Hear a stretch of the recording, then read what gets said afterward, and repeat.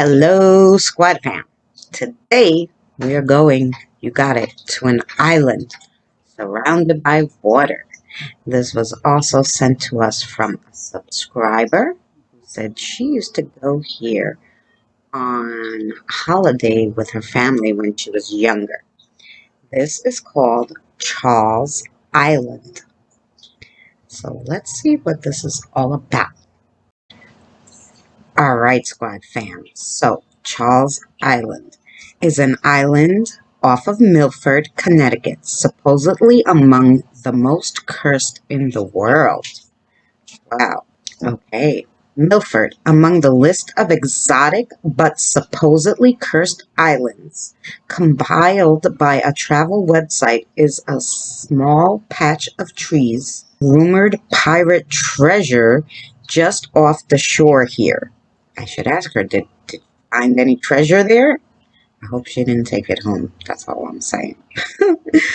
Charles Island, reachable only at low tide, over a rocky tombolo or tide-washed mound, made the list of 7 of the world's most cursed islands.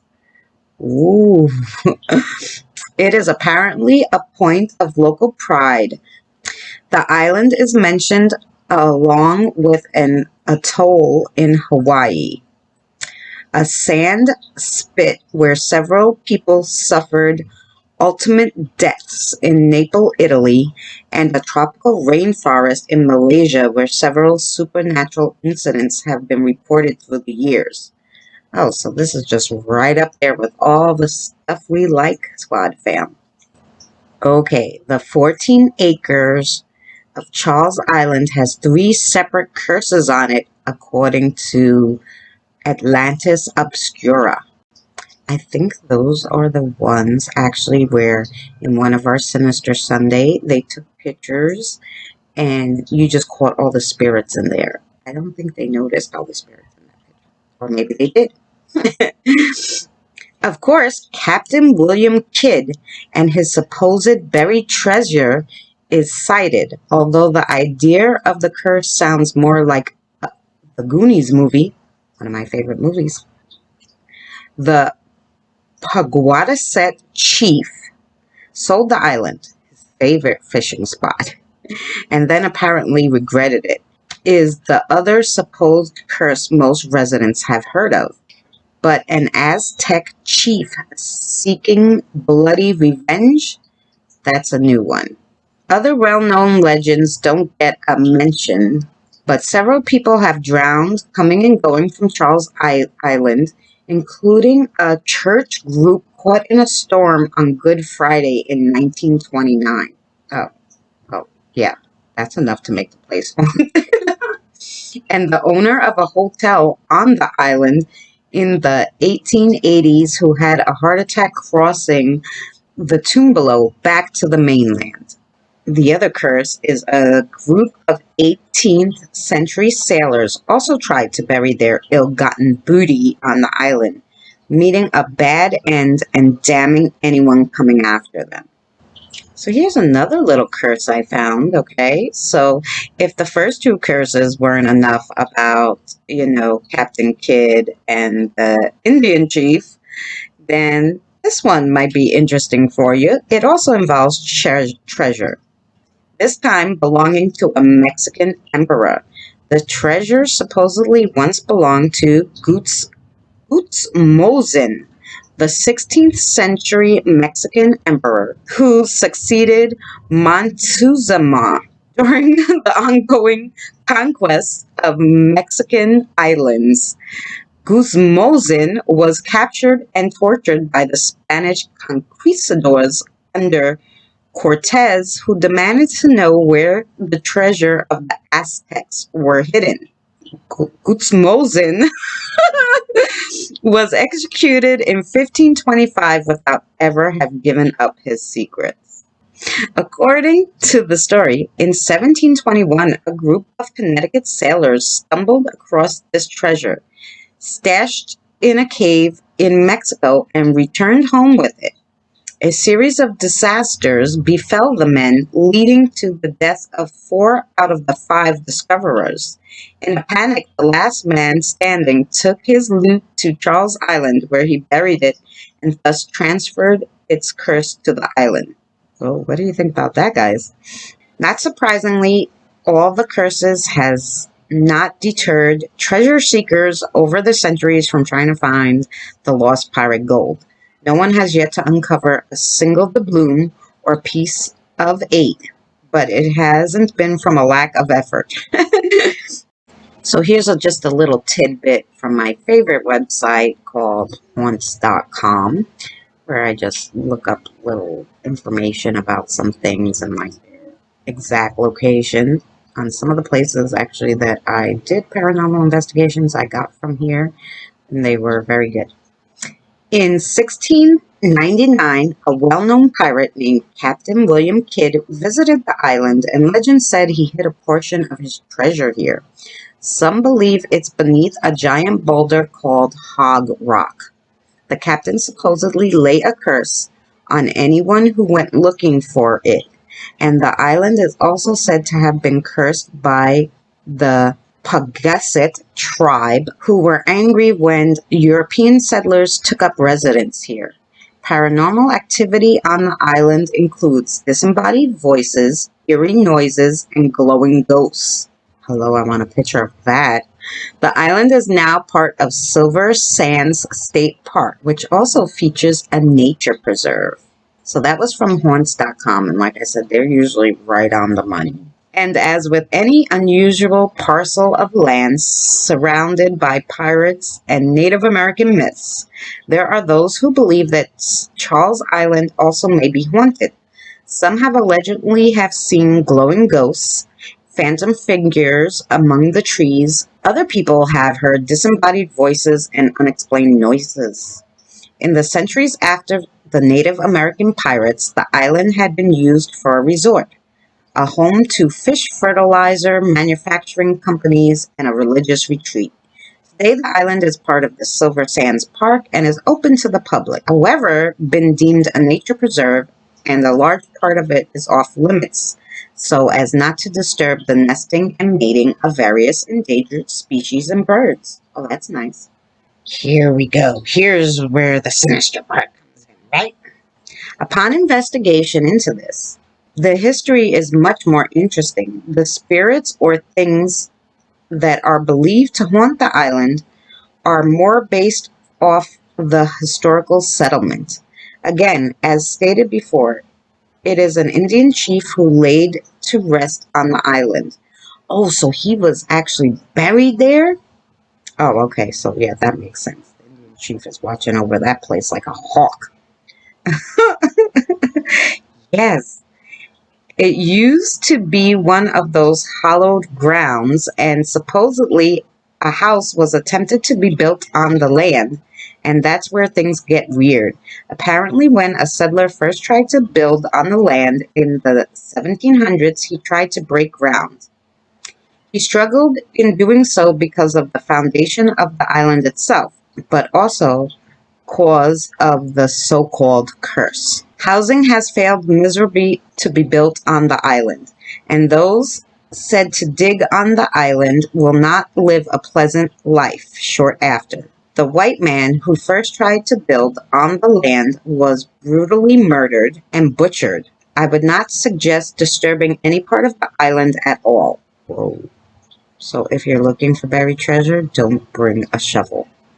I don't know what to tell you. I would not be searching for no treasure there. Anyway, we could search for the spirits. Can't search for the treasure. These stories are all from people who went visiting there. From Grace. My aunt and uncle lived down the street from Silver Sands for 10 years now. A private beach adjacent to the Silver Sands in Fort Trumbull. I've walked to the island a few times. And of course, I've heard all the stories. I never traveled too far. If you walk around the back of the island, you can still see the remains of foundations from the chapel where the monks' retreat once was there. I've never experienced anything creepy, but it's always interesting. I grew up about a mile from Charles Island, and this is from JR, and I spent a lot of time there. And of course, I spent time looking for treasure. I also did some research and believe it's not possible that the treasure is buried there. And of all places, I camped out at night at Charles Island. It was by far the weirdest and creepiest experience of my life. Lots of huge rats out there at night, also. This is from Jennifer. Um, Thank you all for sharing. I too used to love going to the island. It was actually peaceful during the day. I also looked for treasures, no sign of it. That was over 20 years ago, though. Now that I'm in college, I'm just curious, are the stone archways still standing? I found that to be the most eerie place. So this guy says, it's from Tom.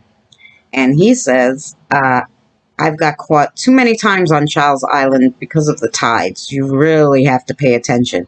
If you start to walk out there about 90 minutes before low tide, that gives you a 3-hour window to walk out and explore to the island and get back safely before the waters come up.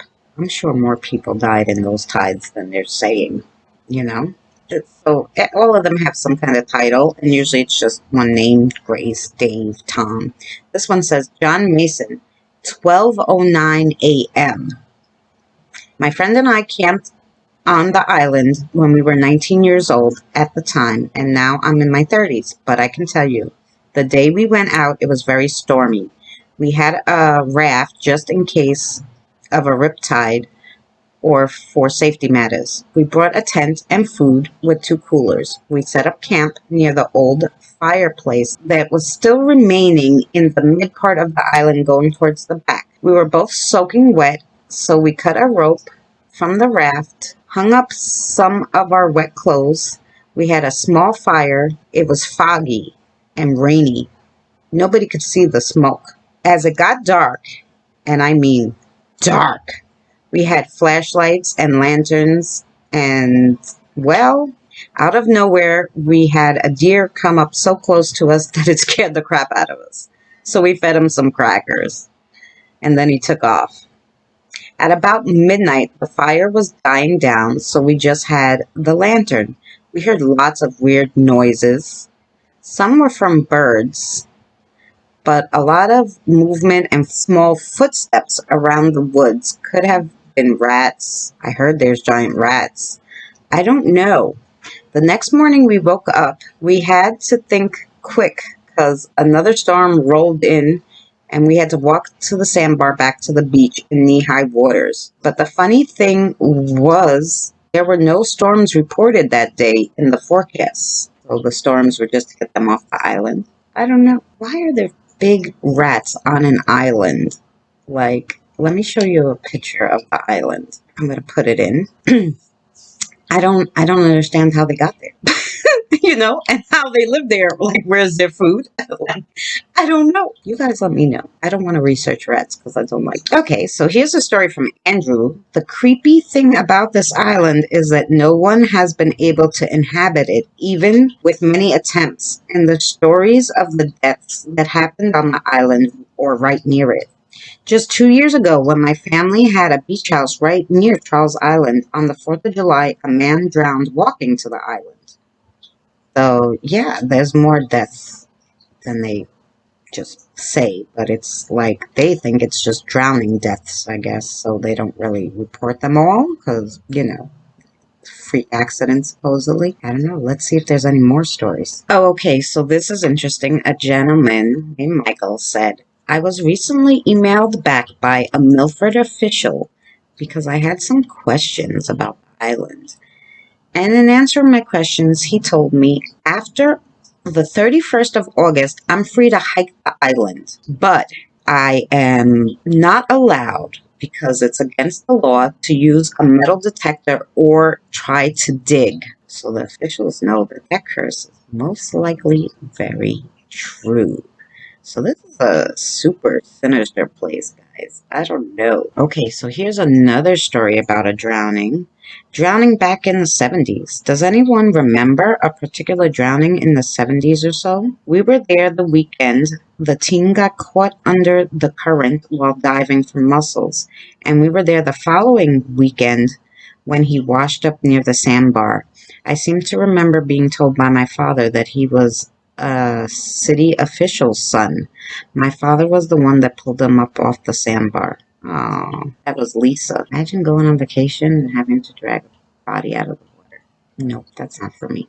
Okay, so over the years, Chiles Island has been considered a site for a yacht club, an amusement park, military installations in World War I, a nuclear power plant, and all sorts of other things. But today, it is part of Silver Sands State Park and is a natural area preserve home to Connecticut's largest breeding colonies of herons and egerts.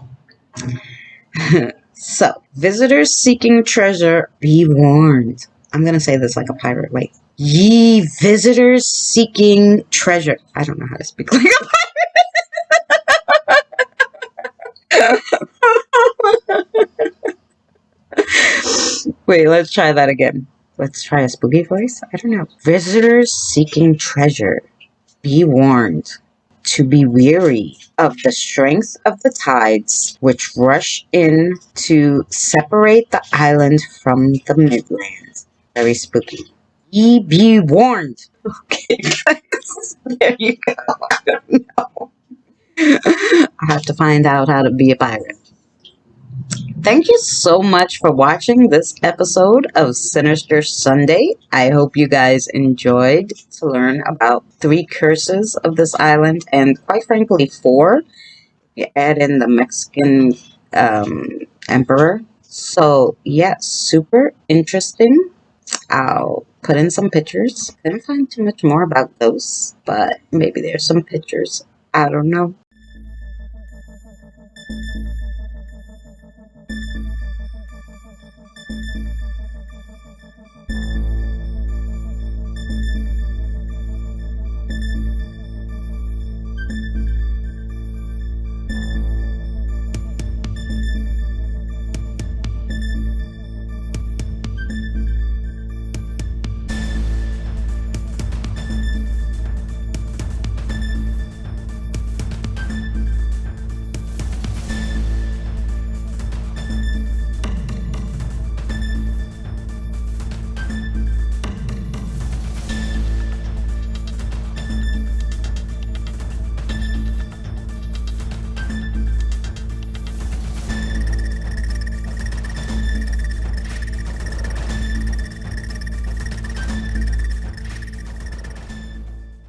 Like, subscribe if you're not.